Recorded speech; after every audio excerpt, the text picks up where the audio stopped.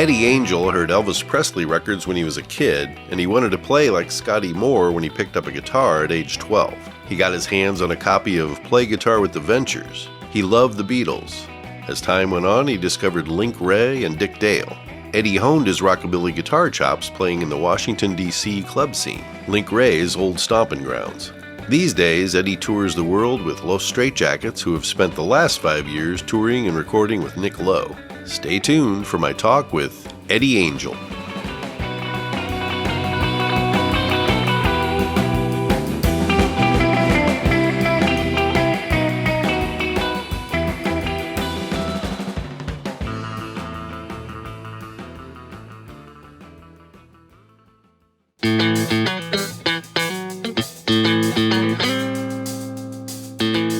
Welcome to Frets with DJ Fey, the place to hear great music and interviews with fantastic musicians. Stay tuned.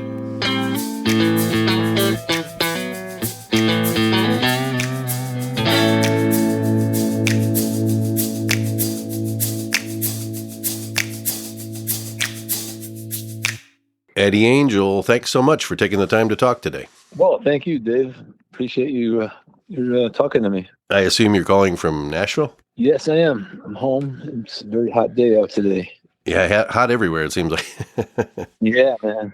It's summertime. Well, I'd love to go back in time and talk about your early life, long before the move to Nashville. I think you're originally from upstate New York? Yes. I grew up in upstate New York, Albany, New York, and sort of learned how to play rock and roll up there, just always started playing in bands since I was like 13. What kind of music do you remember hearing and liking or responding to when you were just a kid? That's a great question. And I was the youngest of five. I was the youngest by a lot. My next sibling was 8 years older than me, my sister. And so I heard a lot of rock and roll, 50s rock and roll, Elvis, Chuck Berry, Jerry Lee Lewis. And then, of course, in the 60s, growing up, on the radio, the Beatles, were a huge influence on me. And me too. Yeah, so I would say definitely Beatles. But there was instrumental music everybody knew back then. Everybody knew Wipeout and Pipeline and Walk Don't Run, and I remember the first song I learned on guitar was Walk Don't Run by the Ventures. And I had the record Learn to Play Guitar with the Ventures. I have that too. I've got it on vinyl, yeah. You had that too? That's funny. So that was probably the biggest influence. But I got to say, and I always liked, and looking back on it, I always liked country guitar playing, country. And by that, I mean, that's why I love George Harrison and the Beatles, in the middle of a pop song, like All My Love, and he would put this total country Chet Atkins solo. And that would drive me nuts. I love that. And that same with Lovin' Spoonful with Zal Yanofsky, the guitar player. I love that kind of stuff. So I was really drawn to that kind of guitar playing as opposed to the Jimi Hendrix and Jimmy Page stuff. Right. That stuff, I liked it. I liked Jimi Hendrix, but because my brain was wired differently, I couldn't play like that. So it made me kind of an oddball, as years went by. I'd be in the band, and I'd get together with people to jam, and then they'd be jamming on Cream or something, and I would play Blue Suede Shoes, but it worked out, working in my favor, Yeah. So, and as years went by, Well, I usually ask guitarists if guitar was the first instrument they learned, but I think I read somewhere that you learned clarinet, like maybe in school. Yeah. My funny story. See, I remember just always loving music so much. When I would hear, there was a drum and bugle band that used to rehearse by my house in the baseball field, and I would go running and listen to it. But so anyway, I wanted to be. And when I was in school in 5th grade, they that's when you could join the band. And but they had to give you a musical aptitude test to kind of weed out the people with no musical talent, because they only had a certain amount of instruments, and I failed the test. So I really did. But I was wanting to be in the band so badly that I had my mother buy me a clarinet, and I took lessons, and I got in the school band. And I wound up taking lessons from a guy who was probably the most famous musician in Albany. He was a jazz saxophone player named Nick Brignola. I didn't know it at the time. I mean, I was 10 years old, but that's what I was taking lessons from. He gave lessons at the music at the shop, you know. But Wow. anyway, I got into school band that way, and I was playing clarinet. And then I heard the Beatles, you know, and the clarinet went under the bed, and I got a guitar. Yeah. Yeah. If I it still makes you got the feel guitar. if it makes you feel any better, in fourth grade, I attempted to play the trumpet in the school band. I was There. I was not good at all. I didn't stick with that very long at all. But, Yeah. yeah. I wish I had that clarinet, man. I wish I still had it. But I have the guitar. I got my first guitar. I'm looking at it right now. It's hanging on my bedroom wall, and it's an Airline. You know Airline Oh, is guitar? that the Montgomery Ward like catalog? Yeah. Yeah. Yeah, actually made by probably K or Harmony or something. Yeah. But Jack that's White my first. plays one, I believe. Really? Okay. I'm pretty sure that he played, and I think Eastwood Guitars like acquired the old I Montgomery think you're Ward right. Airline, I think. Yeah. But that's cool, and you still have that. That's awesome. I know, man. I know. Wow. I Got that in wish the amp. I wish I would have kept all my original guitars, but I didn't. But anyway. Yeah, hey, listen, man. I wish I kept all my guitars. I had a '59 Strat that I sold Wow. years and years ago. That's probably what could buy a down payment on a house, you know, or maybe buy a house. Anyway, All right, so you get the Airline. Did you have lessons, or were you self-taught? Or? I took a few lessons from a guy, and then he moved away. I remember he was a little older than me, and he showed me Walk Don't Run. Then he moved to California, and so from that point on, I was self-taught. So I would just put records on, you know. That's the only way we could learn, you know. Play it over and over Yep. again, on the record, you know. And I remember one of my favorite records was the Rolling Stones record, The Last Time. You know that record? Oh my God, I Love love it. it. And I remember playing that record on over and over. But and then I had the Ventures, so I just learned little by little, and I got in a band right away. You know, and we had a band. And everybody had a band then. You probably, and you know, everybody was in a band. Yeah. every walk down the street, every garage had a couple of kids in a band, and we would play like, you know, I call it a Louie band. You know, that's what we did. That kind of stuff. You know, Hang on Sloopy and Yeah. Wipe. So and it was called the Creases with a K. Creases. You I know, love it. and then after a little while, you know, when like records like Psychotic Reaction came out, and we changed the name of their band to the Upper Stage of Lower Life. That's great. Psychedelic, you know? And then we did songs like we did Shapes of Things by the Yardbirds. Oh, love that.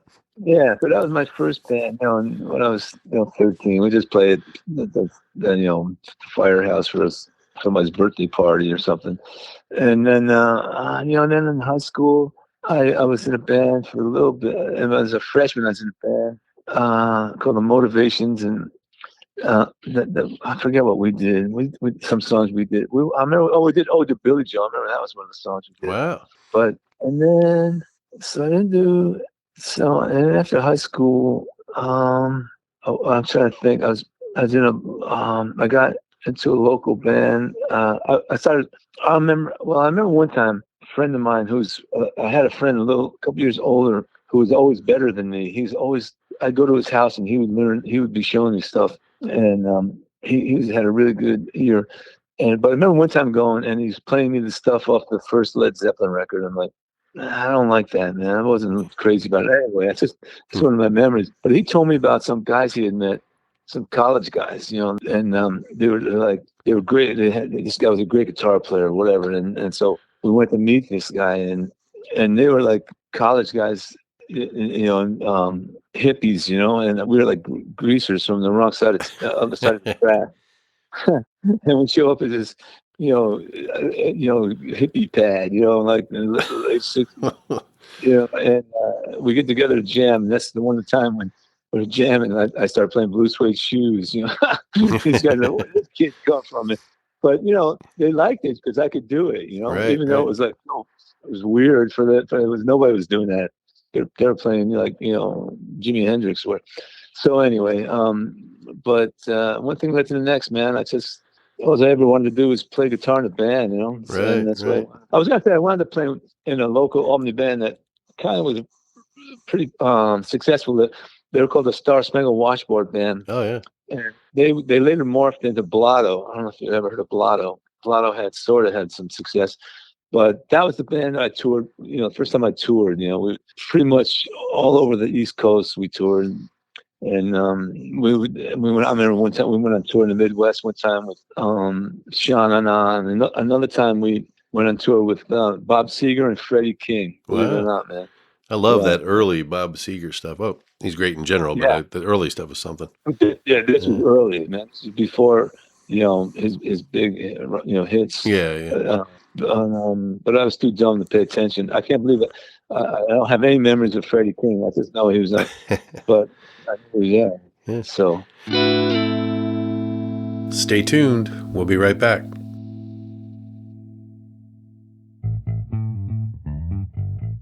One thing all Frets listeners have in common is a love for great music.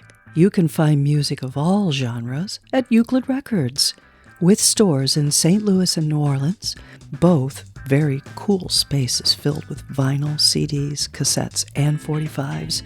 Chances are good you'll find what you need. Buy the music you love in-store or use the local pickup option. And no matter where you are, you can find all that Euclid Records has to offer at euclidrecords.com. We ship worldwide. If you have a music collection you'd like to sell for cash or trade, the experts at Euclid are there to help. And if your collection has over 1,000 titles, we'll travel to you. How's that sound? Check out Euclid Records on Instagram, TikTok, and Facebook for daily new arrivals and events. Browse and buy 24/7 at euclidrecords.com. We really think you'll love the Euclid experience.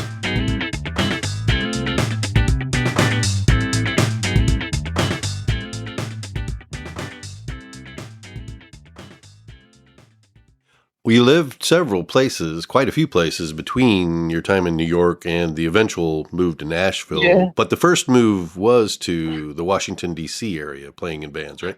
well, no, that wasn't the first one. It wasn't, The very first. No. I moved to California like everybody. Oh, you went out to L.A. Okay. I went to LA because I was in a band, and this is the summer of 1972, in a band in Albany, and it's called Swamp Road. We were kind of like it was sort of like a Grateful Dead type band. I don't know, sort of like acoustic kind of band, folky. But anyway, we went to California, and it was our big cross country trip. You know, like Jack Kerouac on the road, and we went to California, and what do they do now? You know, so we went to the Troubadour, you know, and we showed up and pulled up in front of the Troubadour, and in the middle of the afternoon, there was a kid standing there about our age, and we said, "What's going on?" He said, "Well, tonight's Hoot Night." And so the first 5 or 6 people in line get to play on stage. So we said, "Okay, great." So we wound up getting in line with him and playing at the Troubadour that night. And then we stayed at his house, his family's house. They were out of town. And I just hit it off with this guy. We were like kindred spirits, and his name was Dave Bloom. And he wound up making the trip back to New York with us, and we stayed. We just stayed friends, and then when the band Swamp Road broke up, 6 months later, I flew out to L.A. Right, and so we were going to be songwriters, me and this guy Dave Bloom, and we rented an apartment in Venice Beach, and I remember one day he said to me, "Hey, I got a gig with a guy named Link Wray," and I said, "Really?" Wow. I said, I had never heard of Link Wray at that time. I'm 19 years old. I'm 20 years old.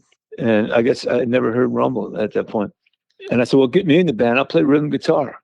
He said, "Oh."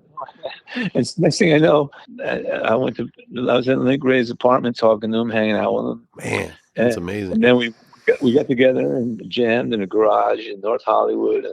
But then he had just put out a record on Polydor called "Be What You Want to Be," and he was putting a band together to tour. And but anyway, I wound up moving back east before anything materialized. But my friend Dave wound up playing a few gigs with him. But anyway, that was my Dave, my Link Wray connection. But also, that same time period with Dave Bloom, I had this one connection that I had back in New York with this company, a publisher called Leeds Music, and they had an office in Hollywood. And me and Dave went down there, and I played some songs, and they said, "Yeah, we love your songs. We want you guys to come in whenever you want, every day, and use the studio and whatever." Blah blah blah. Huh. So it was me and Dave and this friend of his from school, this girl named Dee. She would sing our demos, and we were doing this for about a month or two, and then Dee said to me, "Hey, guess who they hired at the publishing company?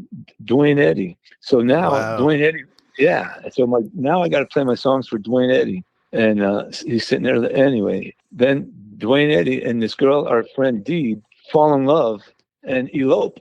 They take off. Wow. Never heard from again until I moved to Nashville years later, and Dwayne Eddy lives in Nashville, still married to this girl Dee. Anyway, that's a few of my story. Anyway, the point being, I was in LA when I was 19 or 20. Then I moved back home. Then I moved to DC, 1980. Okay. And here's the funny thing: when I moved to DC in 1980 to play with Tex Rabinowitz, his two favorite guitar players were Ivy Rorschach from the Cramps and Link Wray. Wow! So now, and he used to, and this is 1980, and Link Wray's still not like a household name like he is now, but Tex used to always, when we're setting up for the show, he would play a tape, Link Wray tape, pre-show tape. And so one day he said, "Hey Eddie, I think we should work up some instrumentals for the set for our show." And I remember thinking, "Oh man, that's a terrible idea. No one wants to hear guitar instrumentals." And I looking back, the reason I felt that way was because that's what I first played when I was 13. Was walk and run. So I thought that can't be cool. I just did that when I was 12 or 13. But anyway, we started doing some Link Wray songs, and we started doing Jack the Ripper and Rawhide. And we did He Never Came Back Adventures. We did Baja, and I took to it like a duck to water. And that's when I started writing instrumentals. And it's so weird, man, that's what I do now. He was like a visionary for me, put me on that path. Right. And that band, his band, Tex Rabinowitz and Bad Boys, 1980, we were the most popular band in DC. Wow. And it was great, man. I mean, we always played the packed clubs. We would play in New York, and the Cramps would come to a show. He was good friends with the Cramps. They were fans. Brian Setzer came to a show before he was in the Straitjackets. So it was really a cool scene, and that was really where I kind of evolved into Eddie Angel, the guitar slinger. Because now whatever used to work against me was working for me. Now I could play like Chuck Berry, this stuff I could do. This primitive Link Wray kind of thing. That's me. I mean, I'm like kindred spirits with Link Wray for sure. Right.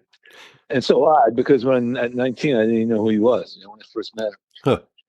Yeah. But I think you were still in DC when you wrote and recorded the instrumental Rampage, which was a 45 backed with Link's Tale. I'd love to hear about that experience. Like that's right. Getting in the studio. That's right.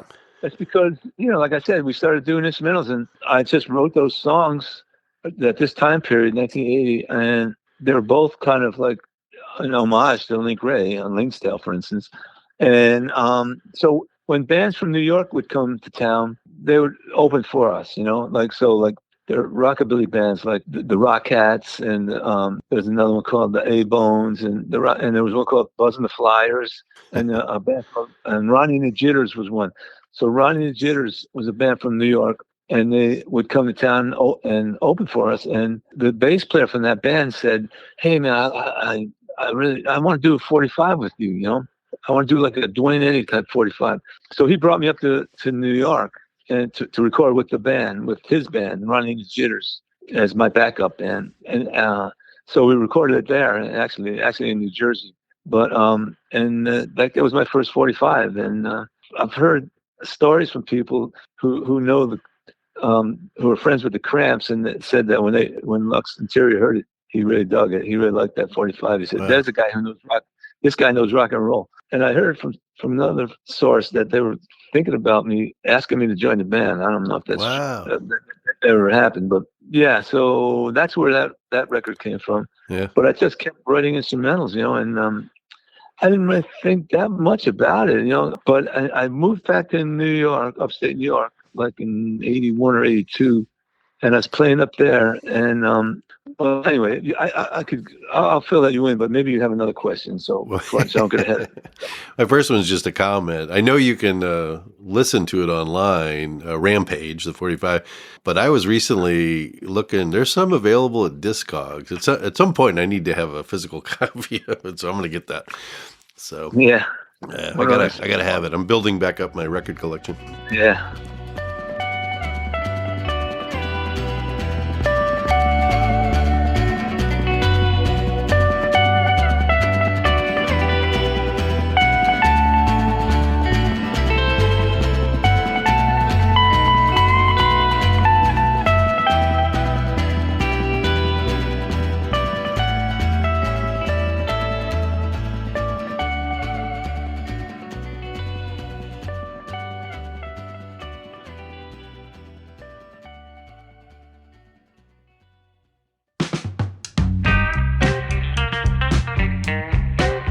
Hey, quick reminder to check out Frets with DJ Fey on YouTube.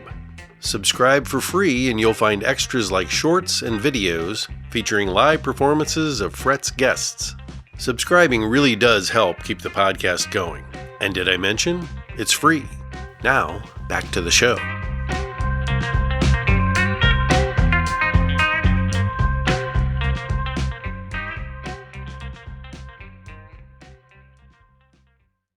Okay, so you did move back to New York for a while then how long of a period before you made the decision to head down to Nashville? Well, okay, so I'm saying so it's back up in New York about 81 or 82, and around I moved to Nashville in 86. Okay, so gotcha. I was been upstate New York, and we were kind of spinning our wheels, but we were getting interest, from New York City, like a manager, and we had this. You've heard of Marshall Crenshaw? Oh, sure, of course. So his manager managed us for a while, but one day the drummer in the band, Dave DeRocher, said, "Hey, I think what would you think of moving to Nashville?" And I'm like, "Yeah, let's go," because I was like burnt out on playing the clubs in Albany. It just seemed like wasn't going anywhere, and I was up for leaving. So it was me, him, and his wife was the lead singer, Jeannie. And we packed all our things in a U-Haul and a car trailer. We left in February, early February. And it's freezing cold. We had to push the car out of a snowbank. And the last time I had to push a car out of a snowbank, February 1986. Anyway, we showed up in Nashville. We didn't really know a soul, but we had one contact because we had a friend in New York, John Tishy, who had been in Commander Cody and the Lost Planet Airmen. Huh. And he said, well, I have a contact with Nashville, Bug Music. My songs are published by Bug Music. So we got in touch with Bug Music. And I guess, unbeknownst to me, the drummer Dave had been corresponding with the guy at Bug Music, Gary Velletri. And Gary had said, yeah, you guys should come to Nashville. So we show up at his door one day in February. He said, holy shit. He said, I didn't think you guys were going to move here. We just showed up lock, stock, and barrel, man. We made the move. And so here's the funny thing.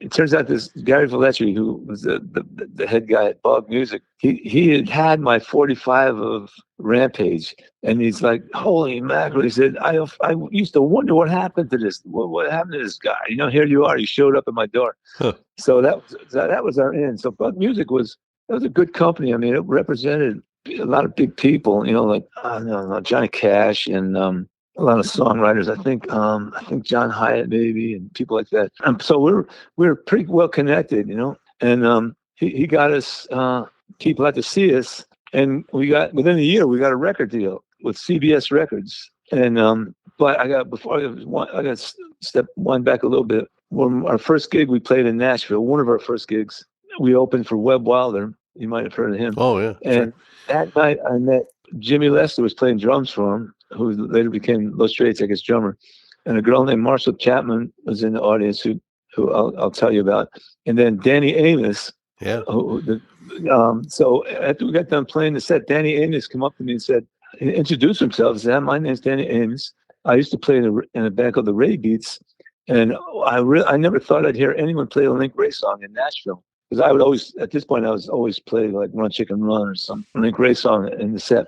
And so we became instant friends because, I mean, the Ray Beats were like a big deal in in the Northeast, in my world. Yeah. So I thought that was really cool. So we became friends, and then so the band, I was in Genie and the Hurricanes, got signed to CBS Records, and then we took a whole year to make the record, and it was agony, really. The whole thing was just like being put through a meat grinder. And at the end of it all, CBS said, "We're not putting the record out. It's not country enough." So the band broke up, and because we were just frustrated at this point, and so my first instinct was to start an instrumental band. This is 1988 in Nashville, and it was suicide. I mean, it was for anybody to do that. I mean, career suicide. And I remember the look of pity on my friends' faces. You guys, what? But anyway, but that was my really gut instinct. So who am I going to ask? So I knew Danny Amos, because I knew he'd been in the Ray Beats. But Danny had a really good job. He was working for the Nashville Now Network, which was a TV thing, and he was like a stage manager, and it was a really good job, And but we got together, me, him, and we said, well, we need a drummer, so we got Jimmy Lester to play drums, and the three of us started the Straitjackets, just the three of us, and we're doing instrumentals, and we were doing okay, in Nashville and in the late '80s. But then Jimmy Lester his main gig was playing with Webb Wilder, so he wound up having to go on the road, and the band that just evaporated. And from there, I did a rockabilly band called the Planet Rockers. I don't know if you've ever heard of the Planet Rockers. Yeah. So I did that for a little while, and with a guy named Sonny George and Mark Winchester on bass. I don't know how much you want to know about all this, but I mean, it's a long, heartbreaking story. But it winds up. I'm loving it. Winds up. I'll tell you. I mean, the Planet Rockers wind up breaking up, and me and Sonny, because me and Sonny, the singer, joined a band in Chicago called Big Guitars from Memphis, and then we both get kicked out of that band, and this is around in the early '90s, and I wound up going to Austin, Texas, to check that out, and finally, this is early 1994.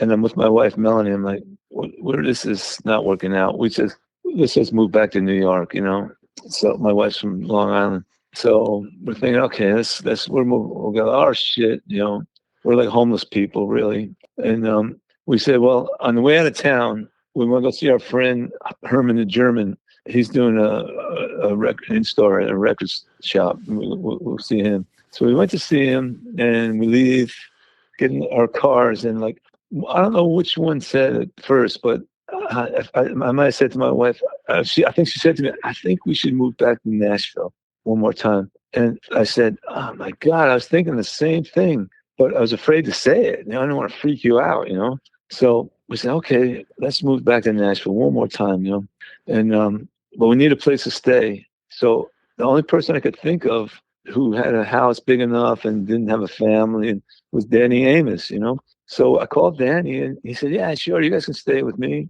So we moved back, we stayed with Danny for a month. We both got jobs at my friend's record store, Phonolux Records. And meanwhile, I was just going like blue blazes, trying to book everything I could, man. I mean, I was booking things with my wife, with Ronnie Dawson, a guy from Texas, and the Planet Rockers.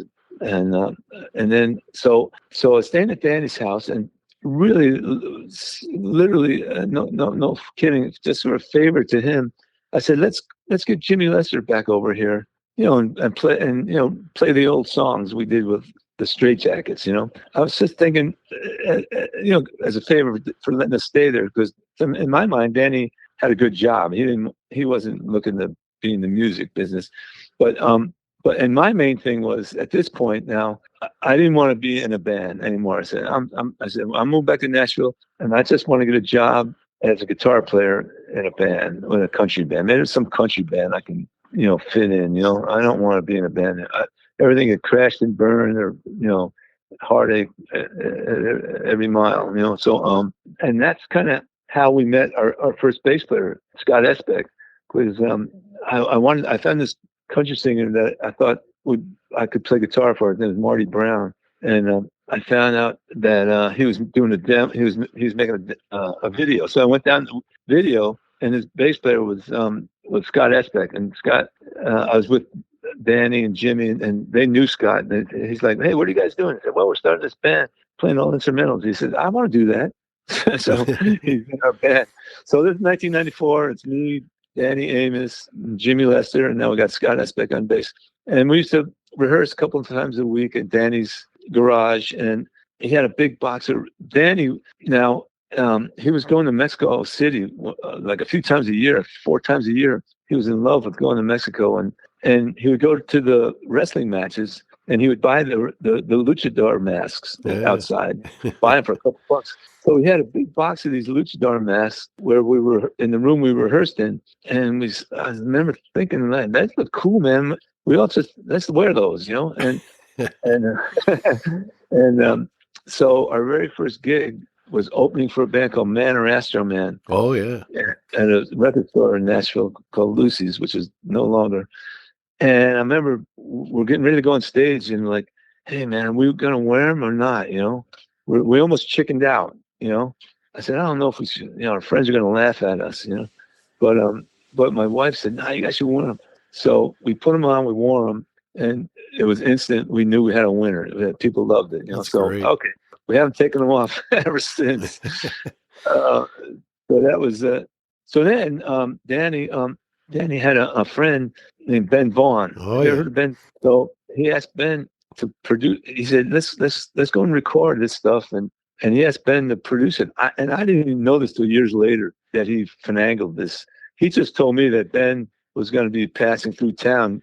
Did I mind if he produced us? I said, I don't care, because honestly, so the whole time when the band Los Straitjackets is starting, I'm thinking to myself, well, this is just for fun. I don't want to be in a band. We're not. This is, we're not. But this is, this is something. Maybe we'll do. Maybe we'll play a couple once a month. For our friends. And this is honestly what I was thinking. And so whenever Dan said, well, my friend Ben Vaughn is in town, he'll produce it. I said, okay, whatever, I don't care. And we went in. We went in and recorded the whole thing in one day.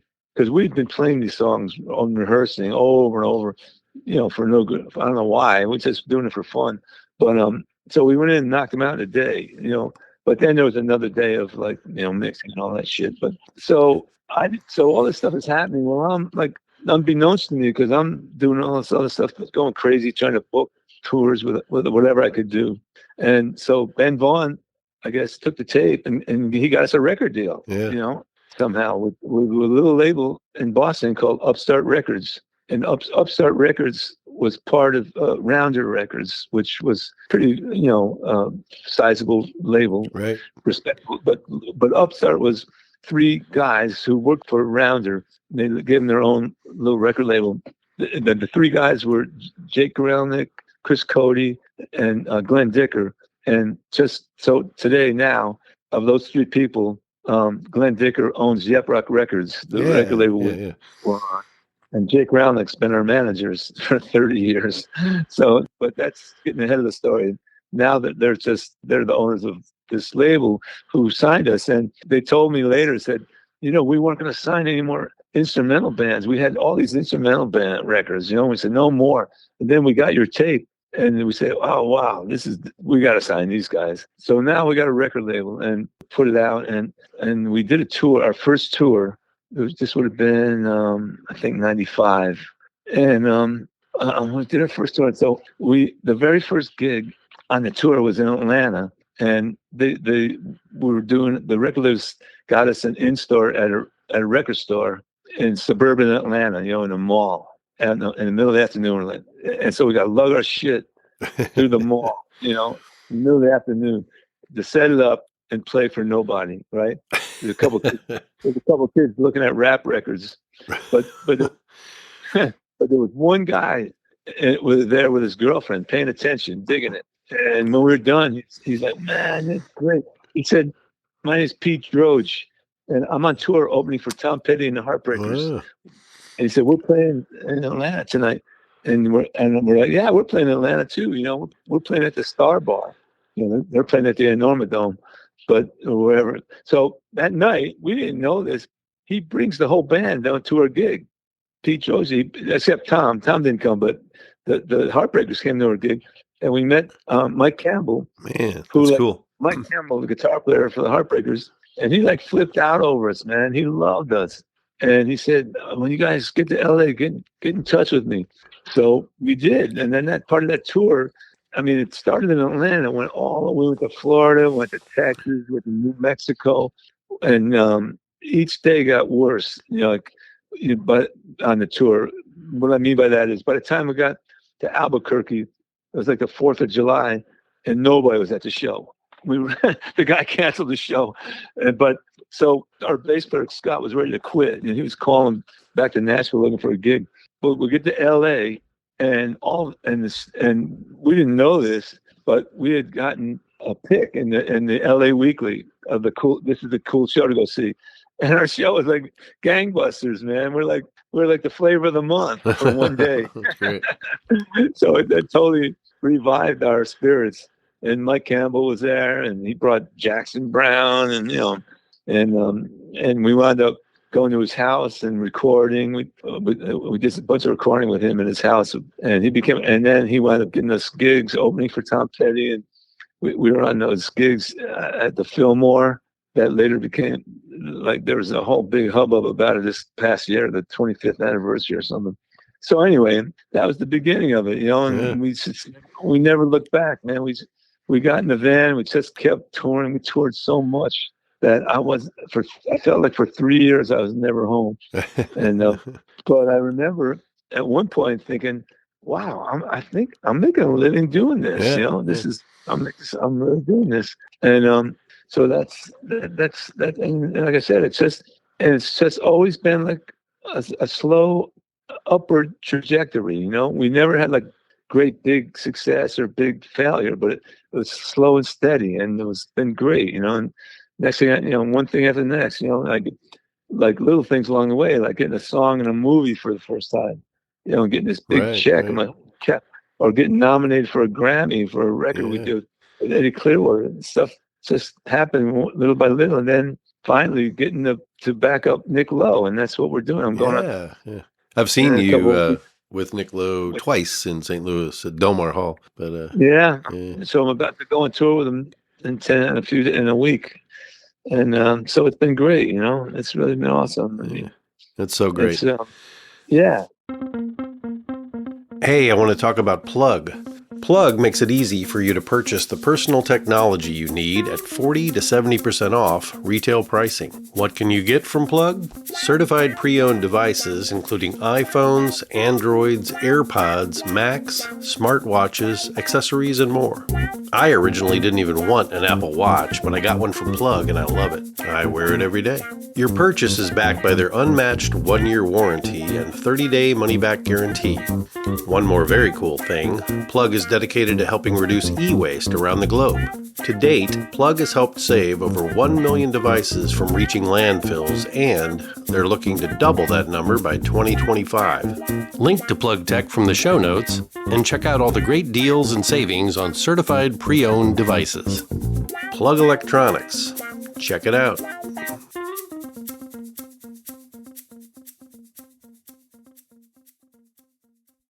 We were talking about Ben Vaughn. Ben's great. Ben's been on twice now on the show, and actually just recently, the last time he was on, we were talking about his newer show, Straight from the Hat, and I'm guessing you may have heard it by now, but a couple weeks ago, there was a segment on Ben's new show about you and Danny and him, being involved in producing the first album and everything. Yeah, Very I cool. heard that. Yeah, I did hear it. Yeah, that's great. Yeah, Ben's.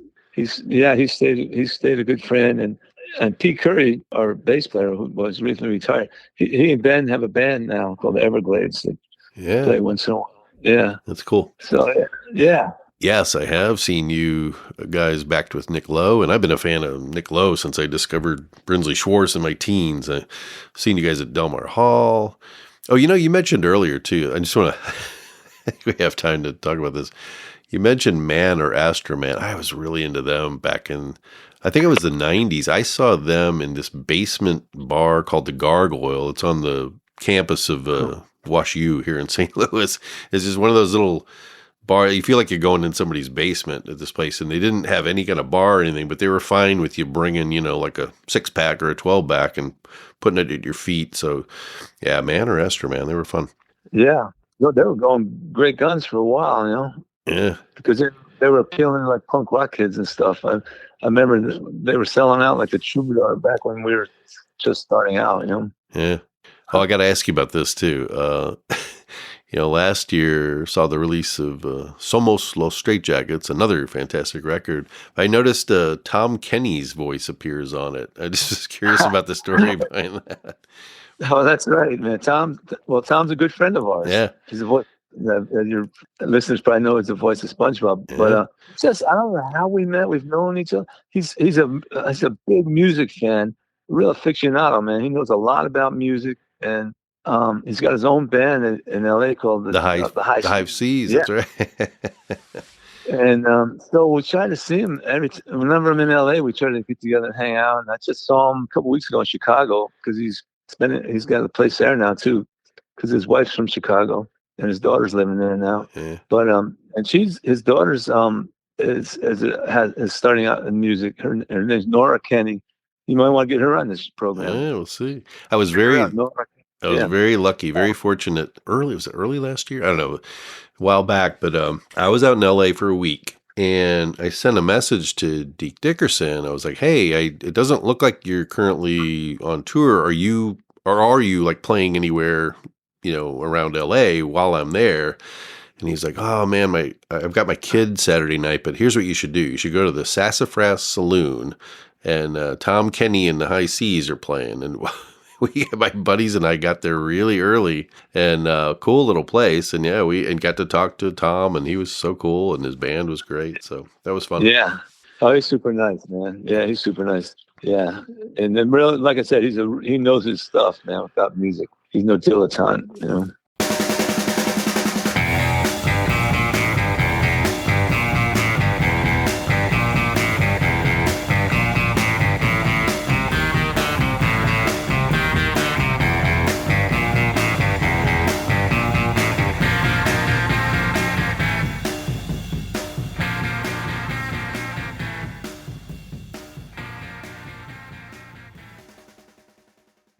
Hola, amigos. This is Eddie Angel of Los Straitjackets, and you're listening to DJ Fey on Frets. Mucho gusto. Well, you keep a very busy schedule, and I see that you'll be back in both New York and D.C., I think later this month, right? Yeah. I'm hitting the road on the 11th, starting in Chicago, and winding up in Jersey City, New York. So, yeah, and then we'll be doing some more. We're doing Surf Guitar 101 this summer. Are you familiar with that convention? Oh, check it out, Surf Guitar 101. It's an all guitar centric festival in Southern California. Nice. It's in the first week of August. Then we're doing a few dates around that, like in the Southwest, like Phoenix and Tucson. Then in October, we're doing another Nick Lowe tour, and we're going to be opening for a Roxette. Do you remember a band called Roxette? Oh, yeah. 80s band. So, yeah. So keep an eye on that. I'm not sure if we're going to be in St. Louis, but it's all over the place. Maybe. I'll be looking. Yeah. Well, I'm glad I caught you before the busy tour schedules. Yeah, exactly. Yeah. I know it's going to be gone in a few days. Well, Eddie Angel, I have been a fan of instrumental guitar for many years, and also a big, big fan of Los Straitjackets for quite a while. I really appreciate you taking the time to talk today. This has been very cool. Well, thanks so much, DJ. It's been it's been real fun talking to you, and I hope I told you some interesting things. Oh, yeah. I don't know. I loved it. Yeah. Well, I look forward to seeing you down the road, man. I hope I'll get to say hello in person sometime. Yeah, I'd love that. Cool, man. All right. Well, thanks again. All right. Thanks, Dave. Talk to you later, okay? See you, man. Okay, bye.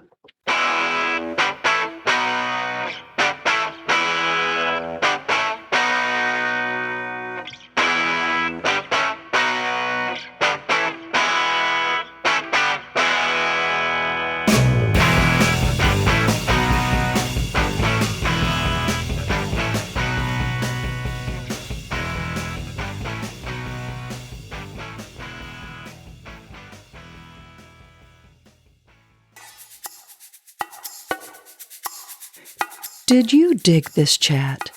Then check out past episodes. Please subscribe, tell 2 friends, and follow Frets on Instagram and YouTube, and leave a glowing review wherever you're hearing this episode.